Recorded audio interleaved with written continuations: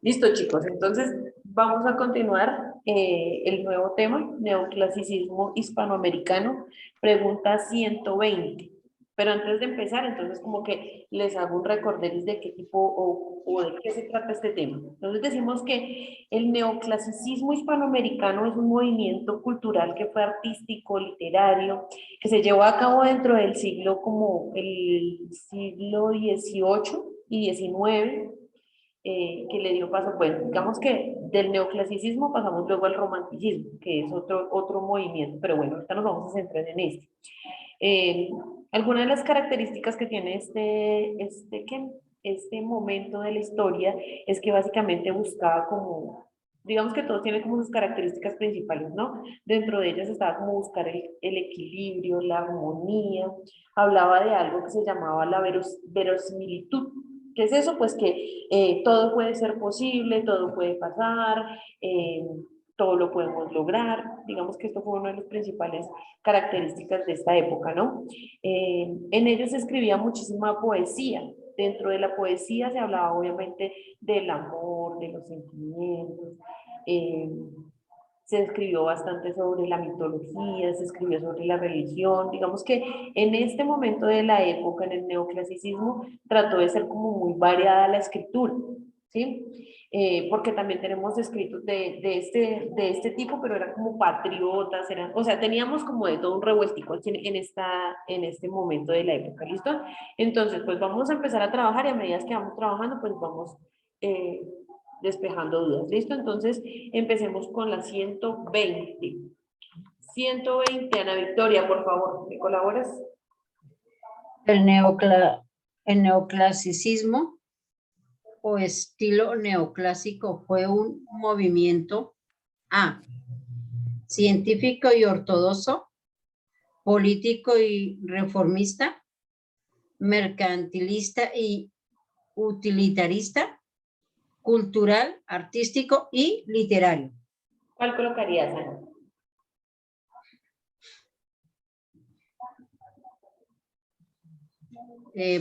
La científico y ortodoxo. Científico y ortodoxo. Bueno, les comento. Perdón, el asiento, la D. La D, es que estabas leyéndome otra. La D es cultural, artístico y literario. Acuérdense que les estaba diciendo, ¿no? Un movimiento que Estaba viendo otra respuesta. Ay, bueno, importante, menos mal me acordaste en la Victoria. Importante que tengan en cuenta esto. Imagínense ustedes que cuando vayan a presentar sus pruebas psíquicas, tienen que tener cuidado con eso, que a veces, obviamente les van a pasar así como tienen ahorita una tabla de respuestas y que uno dice, la 120 yo no me la sé. Entonces pasamos a la 121, porque la 121 está más fácil en la solución. Pero usted dice, la 121 es la A, por decir algo, y usted coloca no la respuesta en la 121, sino enfrente de la 120. Y de ahí para allá se le van a correr absolutamente todos. Entonces debemos tener cuidado con eso en el momento de diligenciar.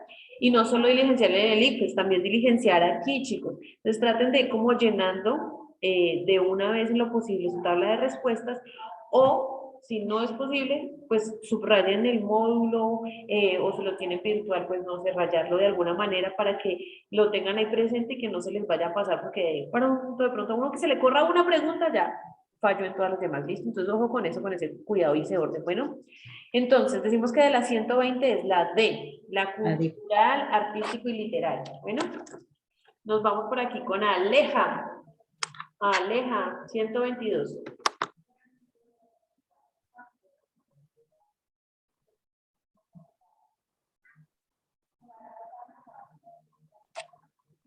Aleja no está. Profe, la 121. Ay, perdón, la 121. Qué pena. Tatiana, ya que estás por ahí, ayúdame por favor con la 121. Eso era Bellata yo. Gracias. Listo. ¿En qué siglo se desarrollaron el movimiento neoclásico? A, siglo XX, B, siglo XVI, C, el siglo... Profe, ¿cuál es ese TC? El 5, el quinto. 5, bueno, ese, el siglo XVIII, D. Bueno, entonces yo les dije ahorita más o menos durante qué siglo fue. ¿Te acuerdas cuál fue? No, profe. No, bueno, durante el siglo XVIII y el XIX. Bueno, pues digamos que fue como a mediados de los dos. Entonces, ahí vamos con el siglo XVIII y el XIX. Respuesta de 121, la D. Listo, nos vamos con la siguiente. La siguiente, ahora sí, por aquí, Andrés Sánchez, ¿me ayudas por favor con la siguiente? Con la 122. No está Andrés. David, Ya un Profe, momento. te la puedo leer. Estoy buscando.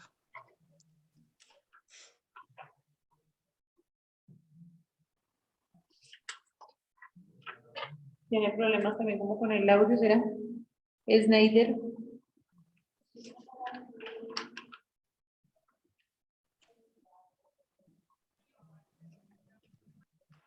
Snyder, no está ninguno. Profe, No yo me la leo. aparece.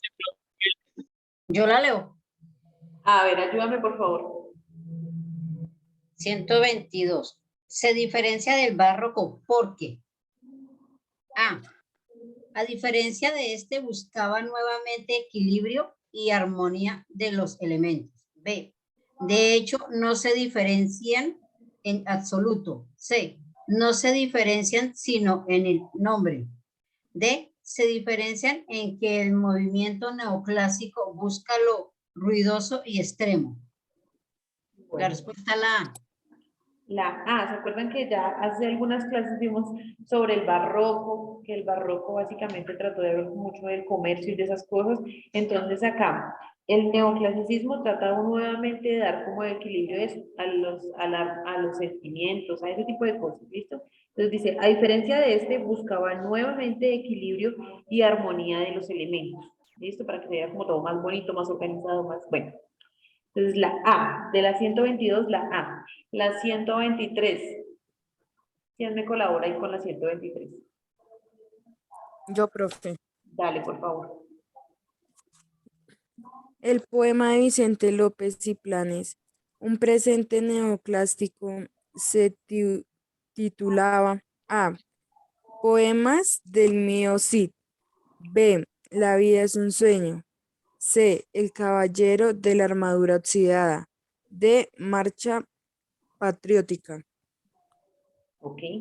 Entonces, digamos que esto es como una pregunta muy puntual. ¿Alguien la encontró? ¿Cuál fue el nombre de la escritura de Vicente López o no? Yo busqué, yo marqué la D.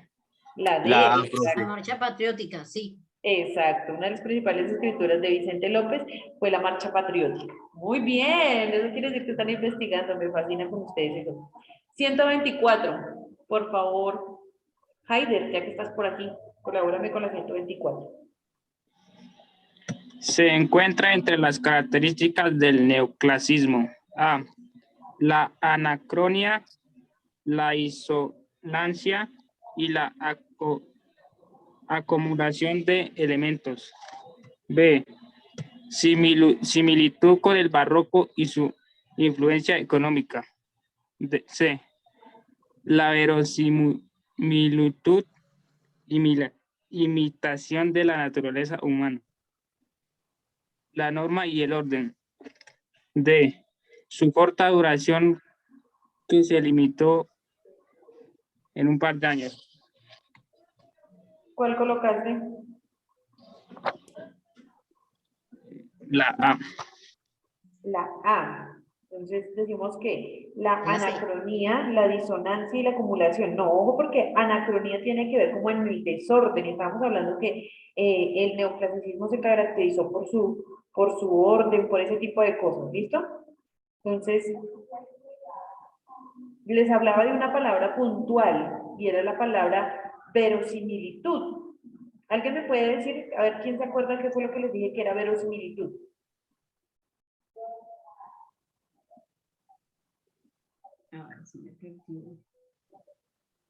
¿No? ¿No se acuerdan qué era eso?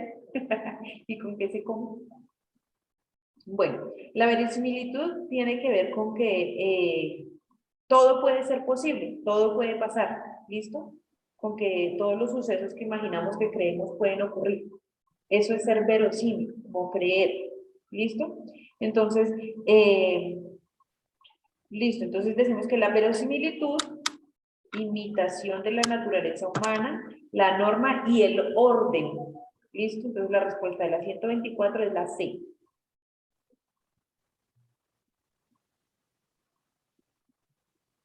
Nos vamos con la 125. ¿Quién me colabora con la 125?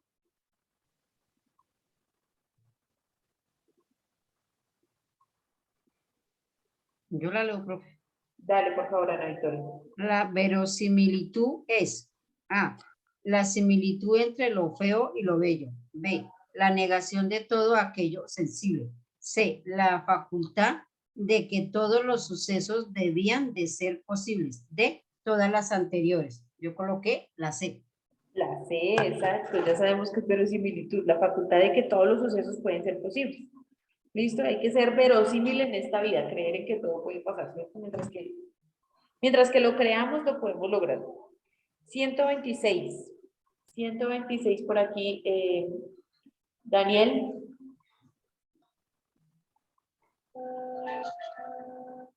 ¿126? Profe, yo la leo. Dale, por favor, ayúdame. La característica del neoclásico de usar la naturaleza humana solo en su aspecto positivo se debería a que A. Ya estaban casados de lo feo en el ser humano. B. Era un arte inocente y puro. C.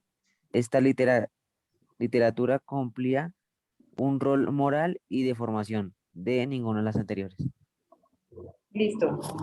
¿Cuál crees que era como la característica del neoclásico?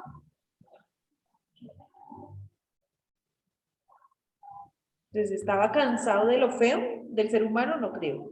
¿Era un arte inocente y puro?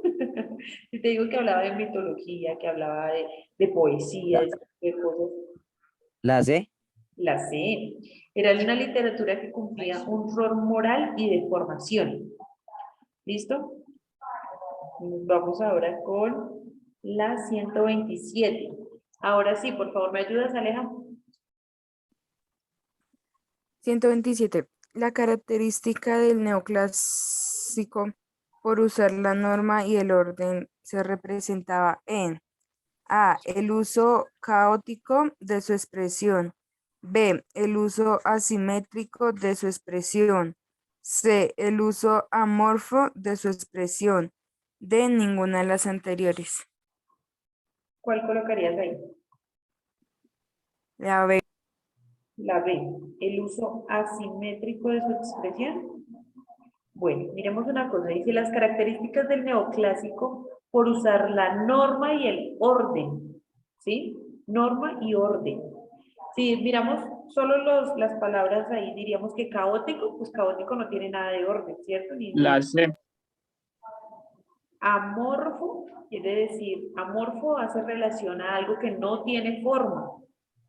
Asimétrico, pues que obviamente tampoco tiene nada que ver con el orden ni con la simetría de las cosas. Yo diría que es ninguna de las anteriores, porque en la premisa me están diciendo que usaban normas y orden, y en las posibles respuestas todas me hablan de algo que es desordenado, algo que no tiene forma. No sería ninguna de las anteriores. Bueno, Yo también tenía la C. el uso amorfo. Se le escucha entrecortado. Señor. Se le escucha entrecortado, ¿no? Ay, me está molestando hoy el internet, que sí me tocó conectarme desde el celular hoy. Bueno. Yo la escucho bien. Ok. Haider, ayúdame por favor ahí con la que sigue, porfa, con la 128. Al hablar de poesía neoclásica en España se puede decir que A. Es una expresión única y original. B. Es una expresión falsa, pues no existió en España. C. Esta expresión imitó a varios autores europeos como Rousseau. De ninguna de las anteriores. Bueno, aquí estamos hablando básicamente de la literatura española. ¿Listo? Entonces, en la literatura española lo que hizo fue tratar de copiar. Digamos que esta literatura empezó por toda Europa, ¿cierto? Pero pues uno de los principales países fue España. Y en España lo que hizo fue tratar de imitar al señor Jean-Jacques Rousseau. ¿Listo? Entonces vamos a colocar ahí la C. De la 128 es la C. 129, Victoria. Ana Victoria. 129. Algunas de las características del movimiento neoclásico en España es que A. Posee influencia árabe y de parte asiática. B. Posee influencia de los conocidos como pueblos bárbaros por los romanos. C. Posee influencia por los maestros de la antigüedad latina y griega. D. Ninguna de las anteriores. Yo coloqué la D. ¿La de ninguna de las anteriores? Sí. Listo. La escritura neoclásica en España especialmente fue dirigida básicamente, ¿se acuerdan? Bueno, no sé si con ustedes hablé de esto, sobre la época de cuando ingresó el idioma latín desde Roma a los pueblos prerromanos, ¿cierto? Entonces, ahí es donde iniciamos todo y esa escritura era bastante como heroica, era bastante, ¿se acuerdan que yo les hablaba sobre los caballeros? Que yo les decía que cuando a usted le hablan sobre escritura del medioevo, usted le están diciendo, usted de una vez imagina ya un caballero con la armadura así metálica y subida sobre un caballo. Entonces, digamos que esta escritura que se trató aquí, trató de como retomar eso, ¿no? La latina y la griega. Entonces, la respuesta ahí sería la C. Perdón. La 130. 130, por aquí, Michelle. Michelle, ¿eres tan amable de colaborar con la 130? Entre los autores que los neoclásico imitó se encuentra A. Autores precolombinos. B. Autores modernos. C. Autores de la era industrial. D. Ninguna de las anteriores. No, estamos hablando básicamente ahorita de que esta época se trató como de la época del medioevo. O sea, ahí no la tenemos en ninguna de ellas.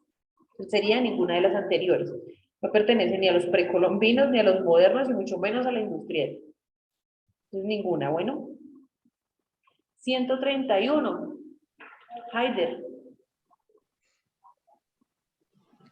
Rousseau, Voltaire y Montesquieu son actores de los que se inspiran los neoclásicos españoles.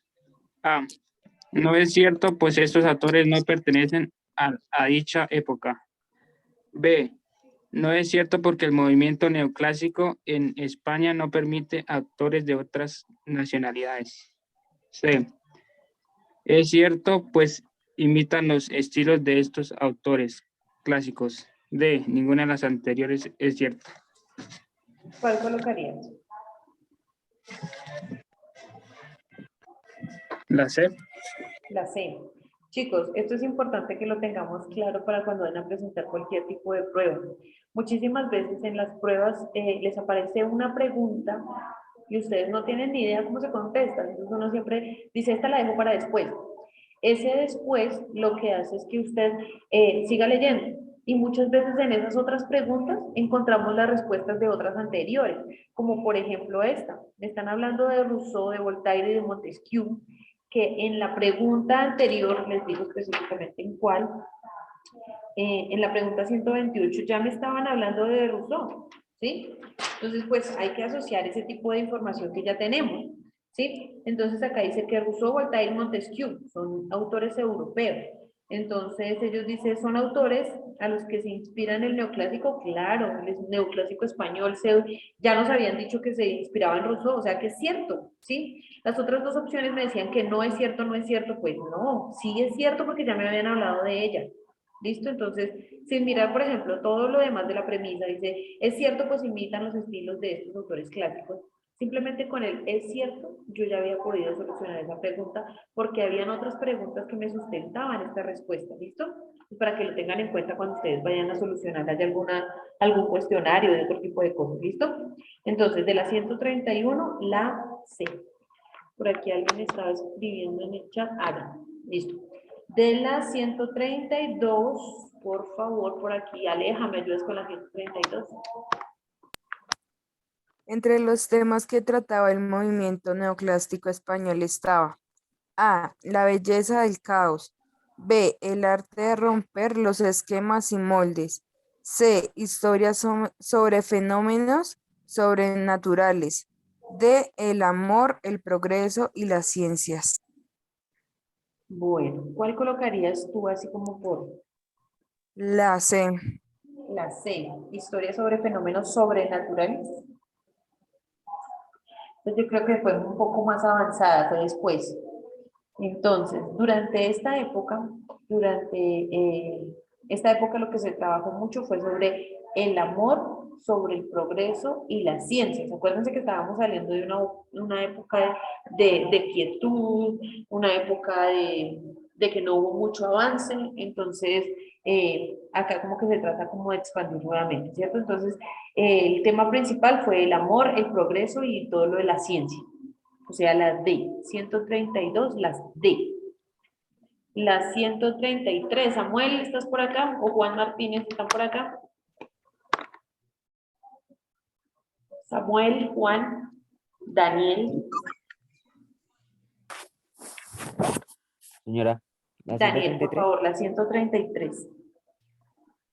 se dice que, entre otras cosas, la poesía patriótica era importante en el neoclásico español, en donde se podía observar cosas como A. Cuentos de caballeros que vencían dragones y salvaban princesas. B. Poesía sobre viajeros y aventureros que recogían el saber popular. C. Odas e himnos heroicos sobre hechos de guerra e independencia. La C. La C. Odas e himnos heroicos sobre los hechos de guerra e independencia, ¿cierto? Entonces decimos que eso fue como, bueno, digamos que esto se complementa a lo que estábamos hablando, ¿no? El amor, el progreso, las ciencias, sobre toda esta escritura que estábamos tratando de retomar de cuando hablábamos de la escritura latina y griega. 134. La 134 por aquí. Tatiana ya está por aquí. ¿No? Sí, David. señora. Ah, Ah, bueno, yo Tatiana. soy Dale, Tatiana. la 134, ¿sí, profe? Sí, hija. Al decir que existía una preeminencia del paisaje americano como motivo descriptivo, se puede pensar que A. Era falso porque en este entonces no había descubierto América. B. Era falso porque no se tenía idea de los paisajes del Nuevo Mundo. C. Era verdadero pues en sus relatos daban importancia a la fauna y la flora de América. D. Era falso porque ellos pensaban que América era una parte de las Indias. Bueno, estamos hablando de una época un poco más avanzada, ¿no? Entonces, ¿cuál consideras ahí que puede ser? ¿Es falso o es verdadero? ¿Verdadero? Verdadero, porque estamos hablando de el paisaje americano como motivo descriptivo. Estamos hablando, si nuestro tema, si miramos así nomás por encimita, se llama neoclasicismo hispanoamericano. Estamos hablando de que ya conocíamos, de que ya estamos hablando de una corriente que estaba dentro de América. Entonces, solo mirando eso ya diría, ah, pues es verdadero. Es verdadero. ¿Cuál sería la respuesta ahí? ¿La A, B, C o D? La C. La C es la única que dice verdadero, era lo que les estaba diciendo, que no solamente se aplica para español, se aplica para sociales, para inglés, para la prueba que ustedes quieran probar. ¿Listo? Tratemos de buscar la pregunta concreta, ¿sí? Porque dentro de las pruebas a ustedes les va a aparecer una cantidad de información impresionante, a veces viene la mitad de la hoja de solo información. Y la pregunta es una cosa súper sencilla, lo que pasa es que lo embolatan a uno con tanta información y uno como que, por Dios, queda ahí como preocupado. Entonces, no, acá ya nos están preguntando si le daban importancia al paisaje, pues sí, sí es cierto, era verdadera, pues en sus relatos daban importancia a la fauna y a la flora americana. ¿Listo? La 135, Ana Victoria. Ay, ya va, profe. 135. Al decir que en el neoclásico renace la fábula y esta es moralizante se debe a qué? A. La fábula moraliza el terror y finales malvados. B. La fábula fue usada para atraer miedo y guerras a la gente. C. La fábula era incomprendida y solo la podían entender los reyes y reinas. D. La fábula era festiva y siempre trae una moraleja o enseña moral constructiva. Listo, ¿cuál es el objetivo de una fábula? Tenemos claro las fábulas, los mitos, las leyendas. La D. La D. La fábula es festiva y siempre trae una moraleja. Esa es como una de las principales características de las fábulas, ¿no? Que generalmente tienen una moraleja, dejan una enseñanza, que casi siempre es de los principales personajes son los animales, ¿no? Que bueno, digamos que esto es un tema que debemos haber visto más a profundidad sobre la fábula, sobre el mito, sobre la leyenda, que muchas veces se nos confunde, ¿no? ¿Cuál es el mito? ¿Qué es un mito? ¿Y qué es una leyenda? Lo ponen a uno a escoger. Listo, escojan la leyenda. ¿Cuál de las siguientes es una leyenda? Y no como que, oh, por Dios. Pero bueno. La 136, que es la última, Haider. Se entiende como neoclásico este movimiento porque A. Es algo totalmente nuevo. B. Es un movimiento en contra de las corrientes clásicas. C. Es un movimiento que retoma a los clásicos como Virgilio, Horacio, Ovidio. D. Ninguna de las anteriores. ¿Cuál colocaste?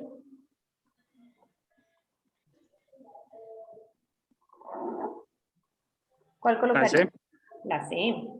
La C, porque por eso se llama neoclásico. O sea, es como unir nuevamente, retomar algo clásico. ¿Listo? Entonces acá dice que, bueno, digamos que no solamente cogimos a Virgilio, Horacio y Ovidio, sino que otros muchísimos autores, pero digamos que simplemente tomando en cuenta el nombre neoclásico ya decimos que es retomar algo clásico.